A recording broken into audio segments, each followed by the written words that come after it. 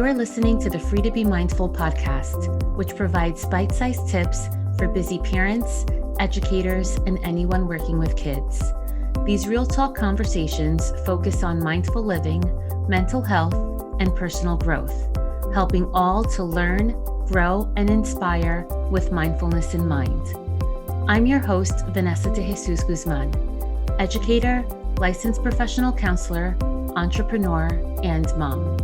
I'm passionate about helping folks live life with peace of mind and ease of heart while not losing their, well, you know, here we go. Hi, and welcome back to the Consult a Counselor series. In this series, I answer parenting-related questions so that you can be present and at ease with your child and live life mindfully. Today's question is, how do you get a quiet, shy child to open up more? I asked my son about his day, and it's crickets. Well, definitely kids can be shy, and some are a little bit more outgoing. And we may wonder, what exactly are the causes of being shy, of shyness? And really, each child is unique because each family is unique. So there are a lot of different things that form our personalities, and that can be even one of the things. However, one main thing that has made a big impact, especially in the last 3 years, is obviously everything that's happened since 2020. So when we're deprived of that practice of actually interacting with people, it can cause some delays and it may take a while to catch up. But again, it does take practice. It's also learned behavior, meaning that if you yourself are quiet and shy, then maybe your child might be too, because again, they pick up what they see. And sometimes kids may feel really self-conscious, especially if their family is watching them or if a parent is very overbearing or overprotective. And that can actually do the opposite and instill a fear in kids to even give things a try. So be mindful of your parenting style. And in addition to that, be mindful of criticizing your child. Because if your child is being criticized by an adult figure or by someone that they consider to be important, like a parent or teacher or friends, then they may tend to go inward more so. And when interacting with your child or when taking your child out to a birthday party or anything like that, make sure that you're always instilling a growth mindset, meaning that it's okay to make mistakes. And if something doesn't go well, it's okay because it's from those mistakes or from even failing that we learn. That way they know that they can just give things a try and learn from those experiences. But kids can also be shy because of genetics and also personality. Some of us are more extroverted and some of us are just more introverted. But your question is, how do we get them to open up? So it goes along with the things that you want to look out for.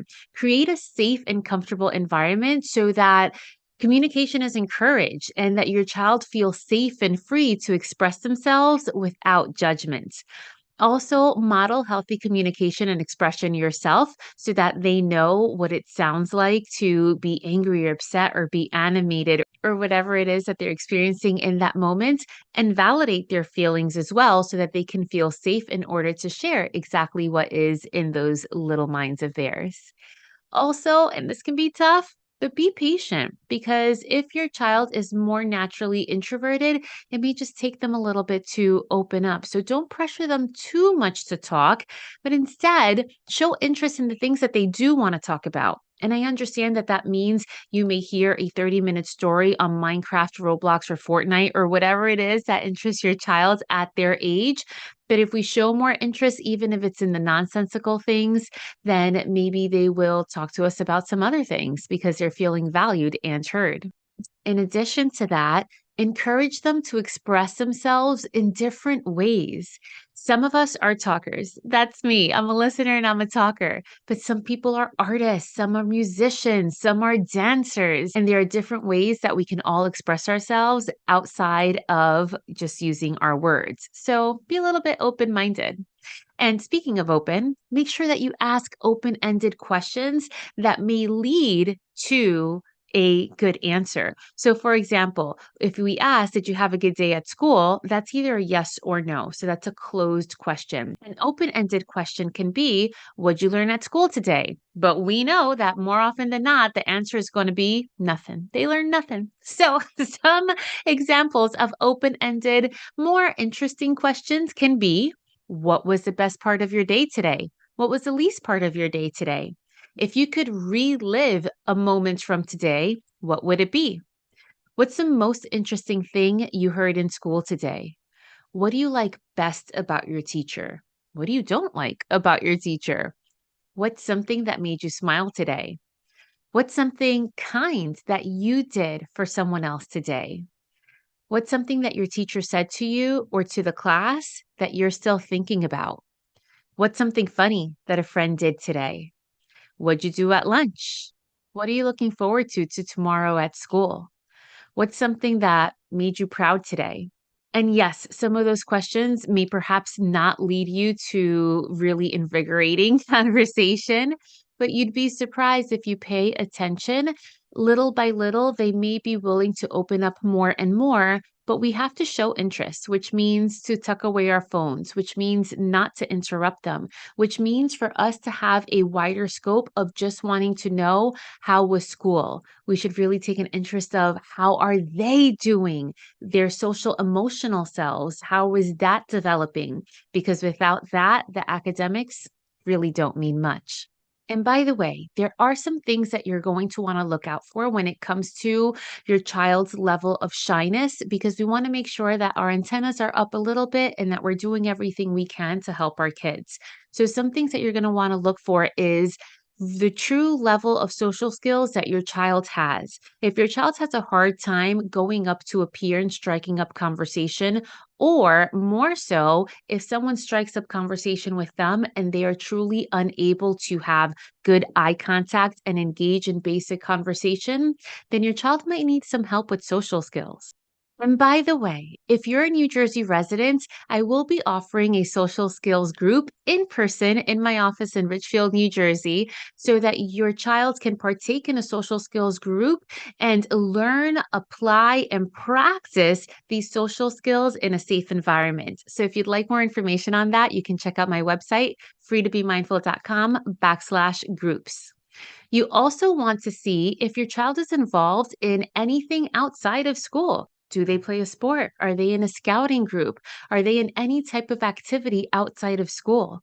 We want to make sure that we, as their parents, provide them as many opportunities to practice that socialization as possible. Also, if your child is experiencing feelings of isolation, of loneliness, of not feeling important, that is a red flag.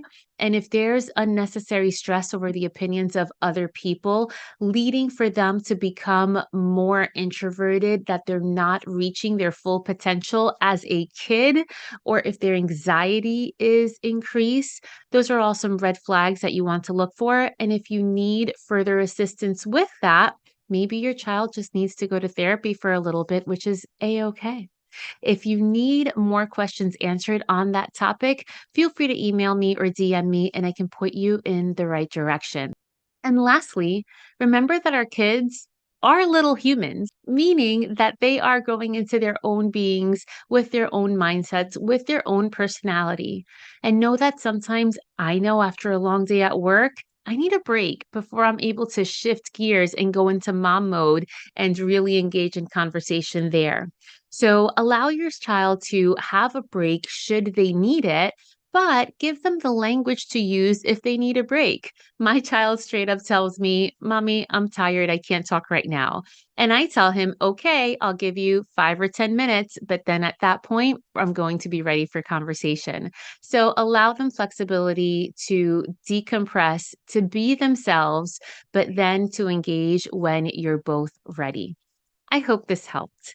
If you think it can help another mom or dad friend, be sure to share it with them and subscribe to my podcast so that you don't miss the next one. If you have any questions for the Consult a Counselor series, you can always email me at podcast@freetobemindful.com or DM me on Instagram at Counselor V de Jesus. And remember, in a world where you are free to be anything that you want to be, you are always free to be mindful. Thanks so much and catch you next time.